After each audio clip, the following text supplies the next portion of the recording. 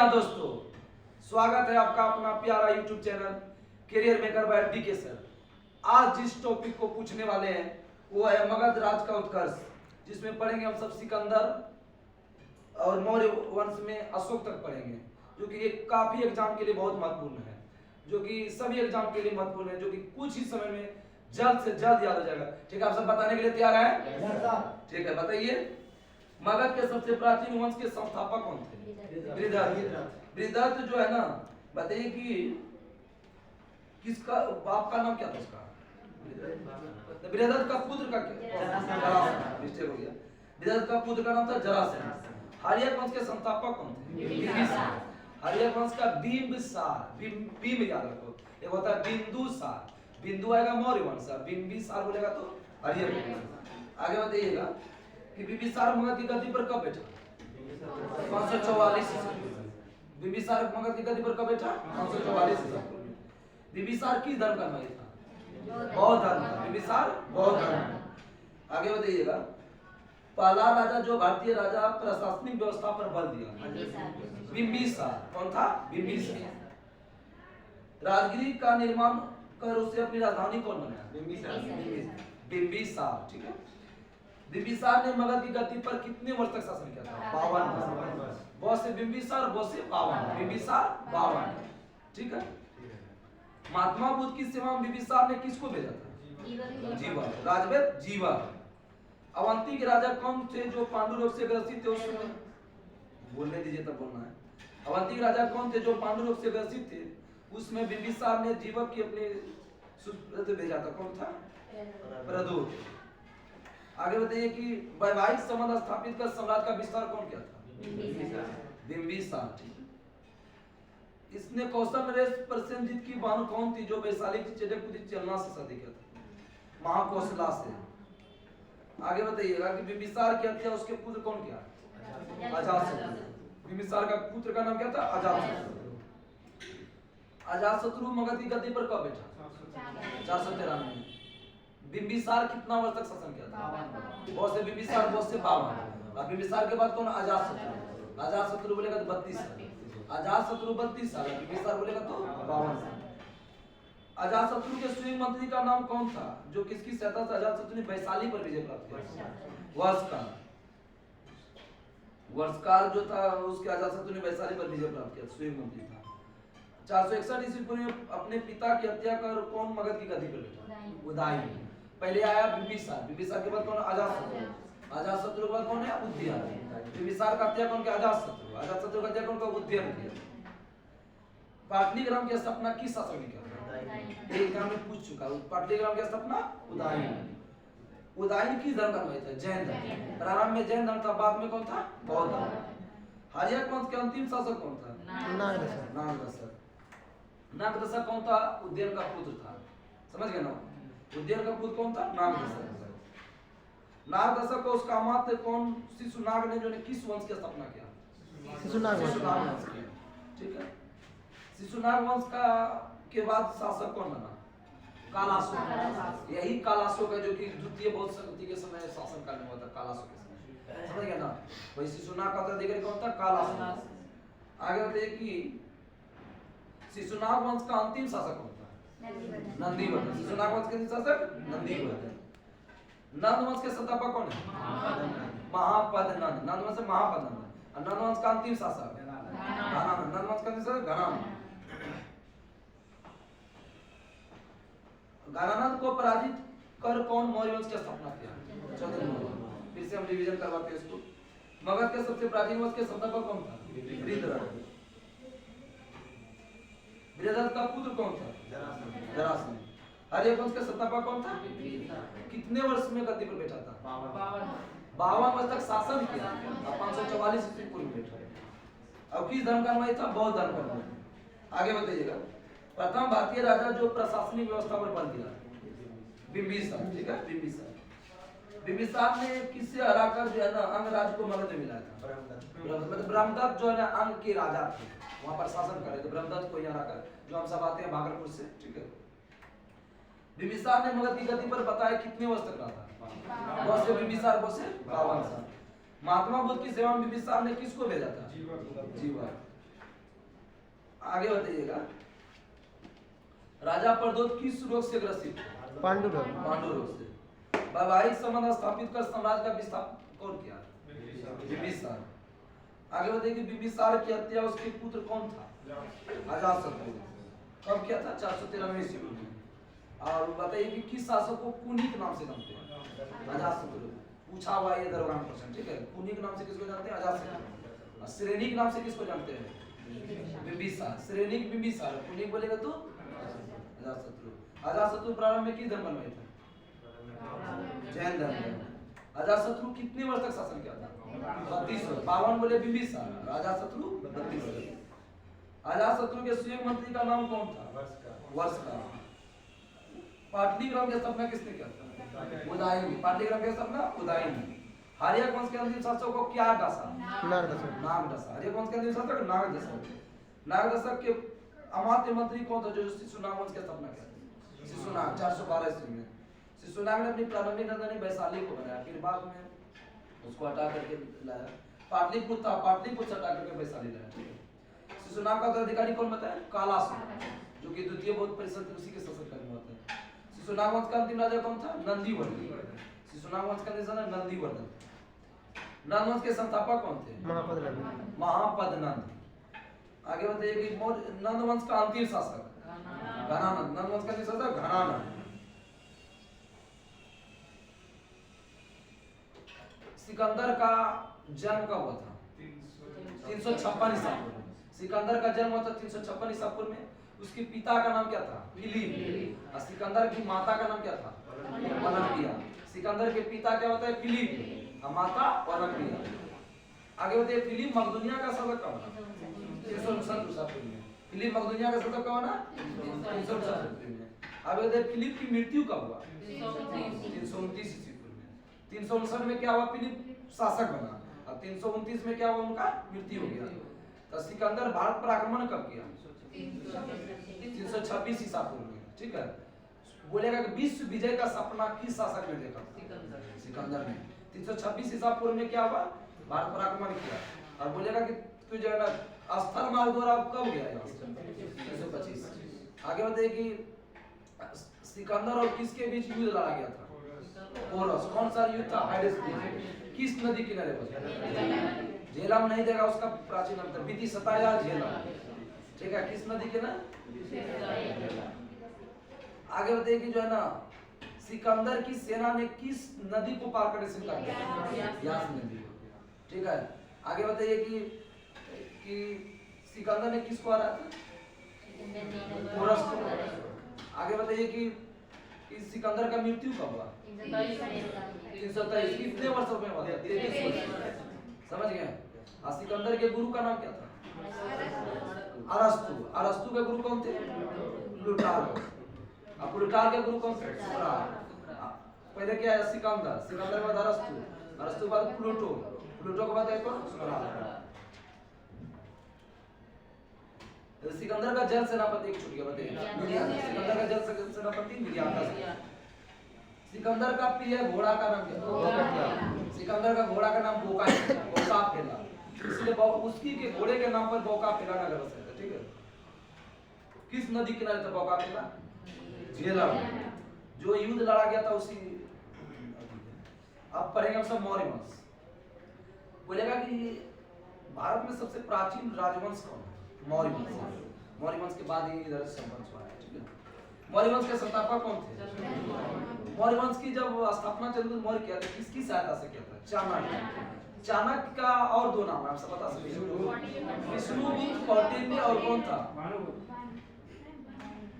विष्णुगुप्त कौटिल्य और ये चाणक्य। मेरे चीज बुला रहे हैं। आगे बताइएगा, चंद्रगुप्त मौर्य का जन्म कब हुआ था? 345 ईसा पूर्व में। शॉर्ट कोट में समझिए कि चंद्रगुप्त मौर्य एक खेल खेल रहा था। उस खेल में वो जैसे कि गांव में होता है तो कोई प्रतिनिधि नहीं करता, हम एक कैप्टन बनेंगे इस तरीका से। तो ये खेल खेल रहा था, उस खेल का नाम था केंदुकम। वो खेल रहा था, उसमें क्या कर रहा था कि वो एक ब्रिज के नीचे कौटिल्य था, वहां पर देख रहा था कि एक चंद्रगुप्त मौर्य नाम का आदमी है जो कि एक खेल खेल रहा है, उसमें राजा की भूमिका निभा रहा है। और राजा भूमि का जो ये निर्णय देता था, जो भी करता तो बढ़िया देता था। तो उनको क्या इससे पहले क्या था कि चाणक्य को जो है ना, मतलब कि समझो कि घनानंद जो है ना एकदम पूरा बाल नोच के उसका मंदिर से बाल नोच के उसको एकदम यहाँ से राज दरबार से भेज दिया। तो बोला कि हम बाल तभी बांधेंगे जब तक तुमको जो है ना, मतलब कि तब तक पराजित नहीं कर रहे हैं। कौन बोला? चाणक्य बोला। किसको बोला? घनानंद को। तो वही प्रण करके वो चल गया। तो वही देख रहा था कि केंदुकम खेल रहा था। इसके बाद वो तो पूछता कि चंद्रगुप्त मौर्य जो है ना किस जाति के थे? ब्रिसल, मतलब छोटा जाति, निम्न मतलब उसको बता करके सब जितना सारा एकदम शिक्षा ज्ञान दिया। कहाँ पर ज्ञान दिया था आप सब बता सकते हैं? तक्षशिला में। बहुत अच्छा। तक्षशिला में ज्ञान दे करके तब पूरा एकदम करके तब चलो अब जो हमको पराजित किया, अगर हम देखते हो ना गुरु आ जाता है, चीनी चेला बन जाता है। वही हो गया, चेला चीनी बन गया। उल्टे बोल दिए क्या? चेला चीनी बन गया। ठीक है, तो चेला चीनी बन गया। तो इसके बाद तब समझिए क्या कि गया वहां पर एकदम तैयार वार करके तब इसके बाद हरा दिया। ठीक है, आप सब इतिहास इसका पूरा बड़ा है। आप सब अगर कमेंट कीजिएगा तो आप सबको बताएंगे। चंद्रगुप्त मौर्य के बारे में तो कम से कम 1 घंटा है। आप सबको बताना है कि मतलब कि कब हमको बताना, उस दिन हम जो है ना चंद्रगुप्त मौर्य के बारे में पूरा बता देंगे, अरस्तु के बारे, सिकंदर के बारे में पूरा बता देंगे। ठीक है, चलिए बताइए कि चंद्रगुप्त मौर्य राजगद्दी पर कब बैठा था? 345 ईस्वी पूर्व में क्या हुआ? इसका जन्म हुआ। शॉर्टकट में ईस्वी एक साथ हम सब पढ़ लेंगे। ठीक है, 345 ईस्वी पूर्व में क्या हुआ? उसका जन्म हो गया। चंद्रगुप्त मौर्य का जन्म कब हुआ? 345 ईस्वी पूर्व में। इसके बाद 322 ईस्वी पूर्व में क्या हुआ? उसका गद्दी पर लगा। पहले क्या हुआ? वो जन्म हो गया उसका 345 ईस्वी पूर्व में। इसके बाद क्या हुआ? उसका 345 ईस्वी पूर्व में जन्म हुआ, 322 में गद्दी पर बैठा। इसके बाद गद्दी पर बैठा, तब इसके बाद क्या करेगा? युद्ध करेगा। कब युद्ध लड़ा? 305 में सेल्यूकस निकेटर से युद्ध लड़ा। समझ गए? और इस युद्ध में क्या हुआ? सेल्यूकस निकेटर क्या कर गया? हार गया। तो सेल्यूकस निकेटर हार गया, तो उसके उपरांत 4 प्रांत दिए थे। आप सब बता सकते हैं? बताइए। काबुल, कंधार, हेरात और मकरान। तो काबुल, कंधार, हेरात और मकरान जब हार गया तो उसको दे दिया। उसकी पुत्री का नाम था सेल्यूकस निकेटर। उसकी पुत्री का कार्नेलिया। कार्नेलिया से क्या कर दिया? करा दिया वो शादी। कौन करा दिया? उसका बाप। अब करा दिया तो अब समझ लिया, अब तो उसके अधीन आइए गया। ठीक है, आगे बताइए कि घनानंद को हराने में किसने सहयोग किया था? आप सब तो समझ गए। चाणक्य सहयोग किया था। किसको किया था? चंद्रगुप्त मौर्य को। और जो कि चंद्रगुप्त मौर्य का पूरे का प्रधानमंत्री कौन था? चाणक्य था। अशोक का भी वही था, ध्यान रखिए। आगे बताइए कि अर्थशास्त्र पुस्तक के लेखक कौन है? चाणक्य या कौटिल्य या विष्णु। बोलेगा अर्थशास्त्र पुस्तक किस पर आधारित है? राजनीति पर। अर्थशास्त्र पुस्तक किस पर आधारित है? राजनीति पर। चंद्रगुप्त मौर्य राजगद्दी पर कब बैठा? तुरंत बताएं। 322 ईसा पूर्व में। चंद्रगुप्त मौर्य ने अपने अंतिम समय कहाँ बिताए थे? कर्नाटक के सर्वनिलग्राम में। समझो कि वो जो गंगा जी में, मतलब कि समझो कि पूरा खाना पीना छोड़ करके लग गए और वहीं पर अपना जो है ना आत्मसमर्पित होकर के वहीं पर गंगा जी में हुए थे। समझ में नहीं, उसी में नदी में। हाँ, तो मधुरा नदी है, गंगा जी नदी है। आगे बताइए कि सेल्यूकस निकेटर की पुत्री का नाम क्या था? कार्नेलिया। ठीक है, शादी किससे? चंद्रगुप्त मौर्य से करते थे। युद्ध की शांति शर्त अनुसार 4 प्रांत दिया गया। आगे बताइए चंद्रगुप्त मौर्य जैन गुरु किससे जो है जैन की दीक्षा लिया? भद्रबाहु। भद्रबाहु ने किस पुस्तक को लिखा था? कलसूत्र। कलसूत्र के लेखक कौन है? भद्रबाहु। आगे बताइए मेगास्थनीज किसके द्वारा बनाया था? बहुत इंपोर्टेंट है क्वेश्चन। ठीक है, मेगास्थनीज किसके द्वारा? चंद्रगुप्त मौर्य। और किसका राजदूत था? Seleucus Nicator. इंडिका पुस्तक के लेखक कौन है? मेगास्थनीज। किस शासक ने सम्राट के जनता के सामने आने के अवसर पर शोभा यात्रा के रूप में जश्न मनाता था? उसका क्या होता था कि उसकी यात्रा जब निकलता था तो उसका सेना सब जो था ना, आने की खुशी में जो है ना पेड़ लेकर आता।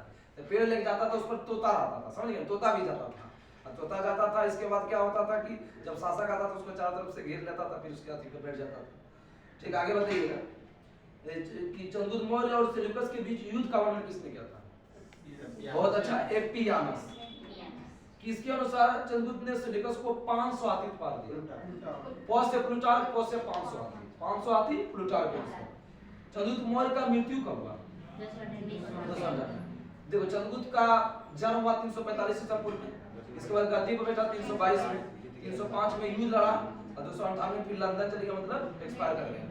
अब इसके बाद मर गया तो उसका बेटा कौन था? बिंदुसार। बिंदुसार कब बैठा? जब बाप मारा 298 ईस्वी पूर्व में। क्या हुआ उसका बाप? ठीक है, बिंदुसार गद्दी बैठ गया। किस शासक को अमित्रघात कहते हैं? अमित्रघात कहते हैं बिंदुसार। अमित्रघात का अर्थ क्या होता है? शत्रु विनाश। अमित्रघात का अर्थ क्या होता है? शत्रु विनाश। बिंदुसार किस धर्म का अनुयायी था?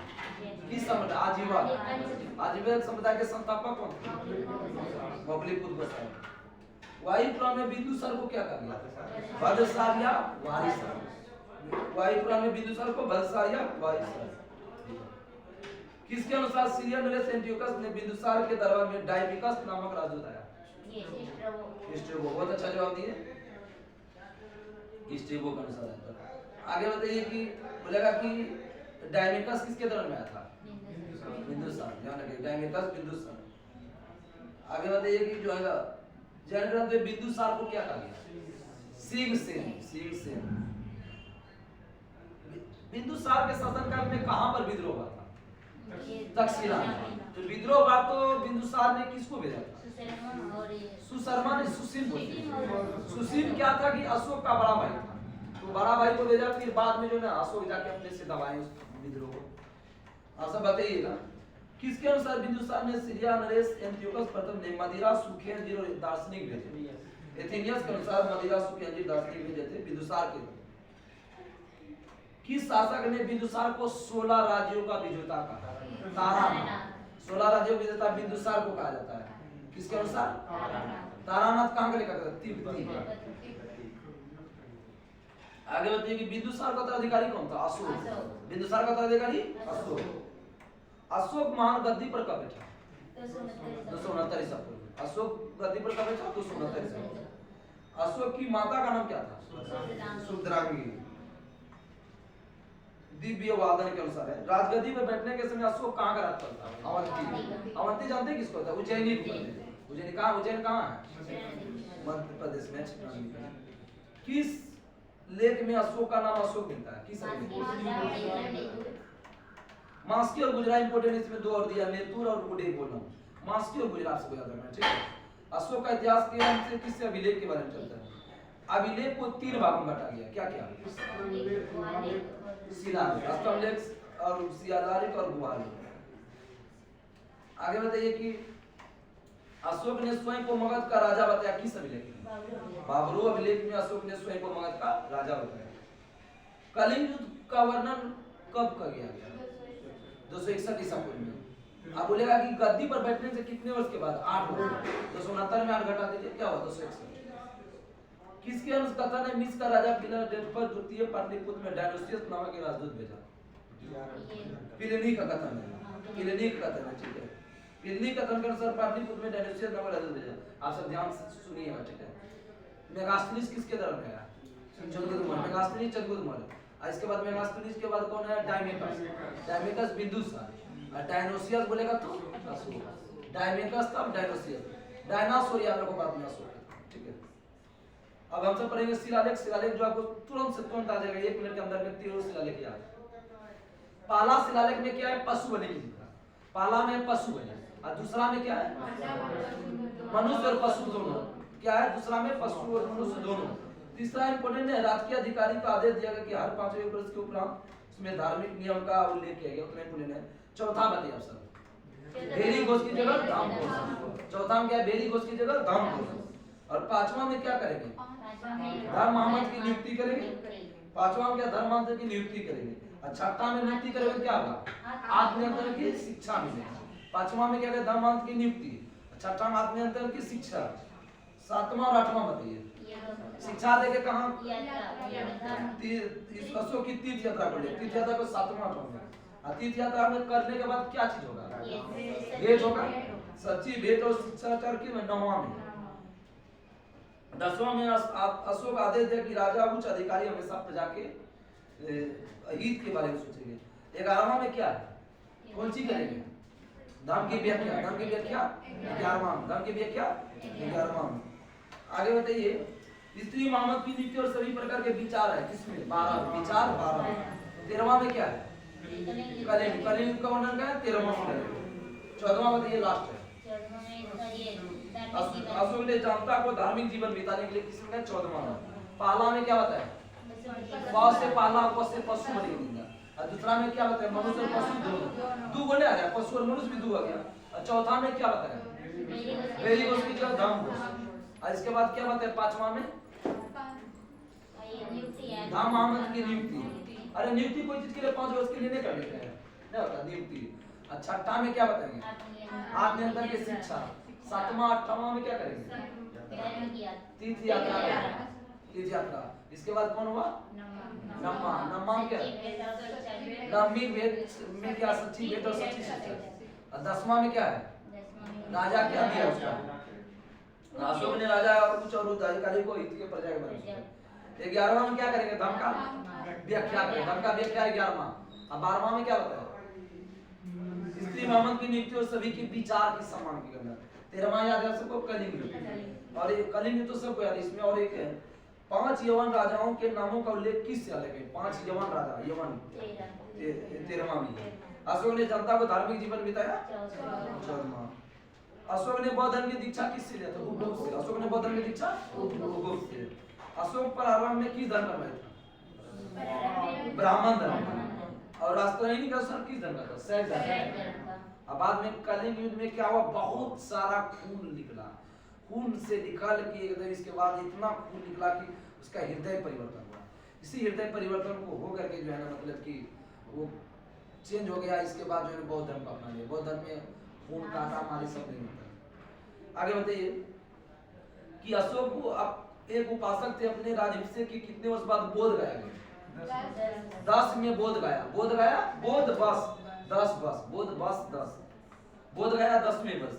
और निगाली सागर की 12वें वर्ष। निगाली लुम्बिनी बताइए 20वें वर्ष।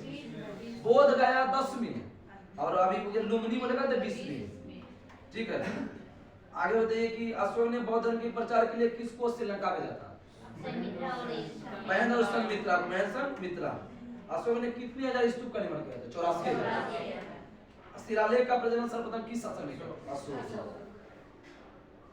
किस ग्रीक और अरामाइक लिपि या विलेप किस देश से मिला? ग्रीक अफगानिस्तान। खरोष्टी लिपि पाकिस्तान। Greek Aramaic Afghanistan. खरोष्टी पाकिस्तान। शेष भारत में। ब्राह्मणी बोलेगा भारत में मिला। खरोष्टी लिपि किस ओर से किस ओर? इसको उल्टा पुल्टा एग्जाम में बहुत से ब्राह्मणी बहुत से बाएं दाएं। ब्राह्मणी बाएं दाएं, खरोष्टी हो गया तो अशोक के स्तंभ लेख की संख्या कितना है? 7। अशोक के शिलालेख की खोज कब है? 1750। अशोक के शिलालेख की खोज 1750। किसने किया था? पादेत्री पैंथलर। टी पैंथलर होगा। पादेत्री पैंथलर दिया। इसकी संख्या कितना? शिलालेख 14। अभिलेख को पढ़ा किसने? जेम्स प्रिंस से 1837 में। अशोक के स्तंभ लेख की संख्या कितना है? 7। स्तंभ लेख की संख्या 7 है। आगे बढ़ते चंद्रगुप्त मौर्य किस वंश की स्थापना किया था? मौर्य वंश। चंद्रगुप्त मौर्य का जन्म कब हुआ था? 345 ईस्वी। और गद्दी पर कब बैठा? 322। बहुत अच्छा, आपको ध्यान हो रहा है। इसके बाद बताइए गद्दी युद्ध कब लगा? 305। और आगे बताइए कि मृत्यु कब हुआ? 298। अर्थशास्त्र के लेखक कौन है? चाणक्य। चाणक्य किसका प्रधानमंत्री था?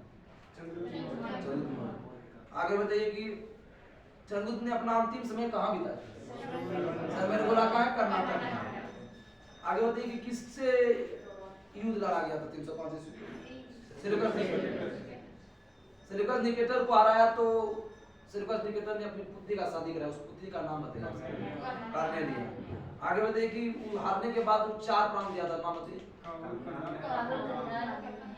काबुल, कंधार, हेरात और मकरान है। ठीक है।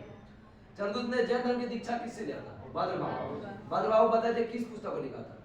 कलसूत्र के लेखक भद्रबाहु। आगे बताइए कि इंडिका के लेखक कौन है? मेगास्थनीज। इंडिका के लेखक मेगास्थनीज। चंद्रगुप्त मौर्य और सेल्यूकस के बीच युद्ध का वर्णन किसने किया था? एम्पियानस। चंद्रगुप्त मौर्य और सेल्यूकस के बीच वर्णन किसने किया था? एम्पियानस।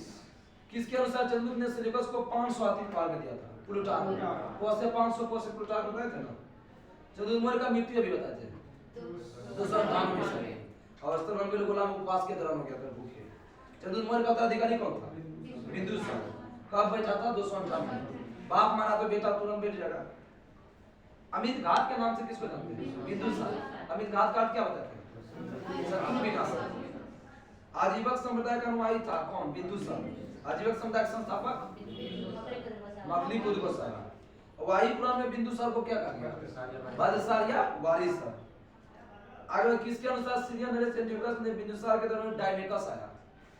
बताया था एक्चुअली पर हिस्ट्री है वो। डायमेकस किसके दौरान आया था? बिंदुसार। जैन ग्रंथ में बिंदुसार को क्या कहा गया? सिंहसेन। जैन ग्रंथ में बिंदुसार को सिंहसेन। बिंदुसार के शासन काल में बताए थे कहां पर विद्रोह हुआ था? तक्षशिला। और किसको भेजा था? सुशील और अशोक को भेजा था। किसके अनुसार बिंदुसार ने सीरिया के शासक एंटियोकस प्रथम से मंदिरें और सूखे अंजीर और दार्शनिक भेजे थे? एथेनियस। बौद्ध विद्वान तारानाथ ने बिंदुसार को कितने राज का विजेता बताया? 16 राज। आगे बताइए कि बिंदुसार का उत्तराधिकारी कौन था? अशोक। अशोक गद्दी पर कब बैठा? 269 ईस्वी पूर्व में। आगे बताइए कलिंग युद्ध कब हुआ? 8 वर्ष के बाद। आगे बताइए अशोक का नाम अशोक मिलता है किस शिलालेख में? मास्कर गुजरा अभिलेख है। आगे बताइए कि किस अभिलेख में अशोक स्वयं को मगध का मतलब बताया, सजा बताया? स्वयं को मगध का शासक बताया, सजा नहीं दिया। बाबरू अभिलेख में स्वयं को मगध का सम्राट बताया। पुराणों में अशोक को क्या कहा गया? अशोक वर्धन। अशोक। हाँ। किसका कथन है मिस्र राजा फिलाडेल्फस द्वितीय ने पाटलिपुत्र में डायनोसियस नामक एक राजदूत भेजा? प्लिनी। डायनोसियस किसके दौरान आया था? अशोक। पहला शिलालेख में किस क्या बताते हैं? पशु बलि। पहला में पशु हुआ, दूसरा में मनुष्य पशु दोनों हुआ, तीसरा इतना इम्पोर्टेंट नहीं है, मतलब कि राजकीय अधिकारी को आदेश दिया कि 5 वर्ष के दौरान जाए यात्रा पर। चौथा में क्या बताते हैं? भेड़ी घोष की जगह धाम घोष। पांचवा में दामावंत की नियुक्ति। छठा में बताइए? छठा और सातवां में आत्मनियंत्रण। छठा में आत्मनियंत्रण। सातवां आठवां बताइए? नौवां में? नौवां बताइए? सच्ची भेंट और शिष्टाचार। 10वां बताइए? अशोक ने आदेश दिया कि जो है ना राजा और उच्च अधिकारी हमेशा प्रजा को। 11वां में क्या बताएंगे? धर्म की व्याख्या। 11वां में धर्म की व्याख्या। आगे बताइए 12वां स्त्री महामंत्र की नियुक्ति, सही प्रकार के विचार। 13वां में क्या है? कलिंग युद्ध। 14वां में यवन बताए थे 5 यवन यवन में तक 13वें में मिलता है। 14वां बताए थे जनता को धार्मिक जीवन बिताने के लिए। आगे बताइए कि अशोक पहले किस धर्म का नहीं था? ब्राह्मण। और राजतरणी के अनुसार किस धर्म का था? शैव। राजतरणी लेखक कौन है? कल्लाह। कि कहां का इतिहास का प्रचार था? कश्मीर। किस कौन सा जो है ना बौद्ध भिक्षु ने अशोक को बौद्ध धर्म की दीक्षा दी? वो गुप्त। आगे बताइए कि जो है ना अशोक बोध गया की यात्रा कितने वर्ष किया था? 10वें। लुम्बिनी 20वें वर्ष। आगे बताइए कि अशोक ने श्रीलंका में किसको भेजा था? महेंद्र संघमित्रा और संघमित्रा को, ठीक है। और अशोक ने कितने स्तूप का निर्माण किया था? 84। शिलालेख का परिमाण किस शासक ने किया था? अशोक। आगे बताइए कि ग्रीक और रोमैनिक लिपि अभिलेख कहां से मिला है? अफगानिस्तान। खरोष्टी लिपि पाकिस्तान और ब्राह्मणी लिपि भारत। खरोष्टी लिपि किस ओर से किस ओर? ठीक है, आप सबका हो गया। और कल जो है ना थोड़ा सा बचा है मौर्य वंश में, ठीक है। मूल रूप से चलेगा सुंग वंश और जो है ना सातवाहन वंश चलेगा, ठीक है। सुंग सातवाहन और चेदी राजवंश आएगा। कल थोड़े सा सुंग सातवाहन और चेदी राजवंश आएगा, ठीक है। आप सब का खत्म हो गया और आप सब पढ़ करके आइए, ठीक है।